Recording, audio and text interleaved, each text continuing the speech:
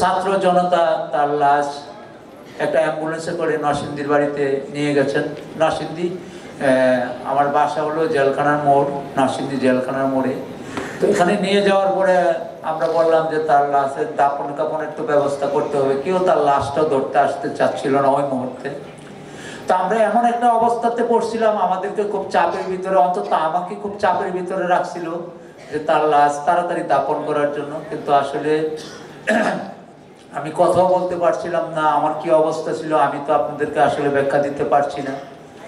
তো আমাকে বারবারই একটা নাম্বার, কয়েকটা নাম্বার থেকে ফোন আসছিল, কথা বলবি না, দ্রুত দাপনের ব্যবস্থা কর।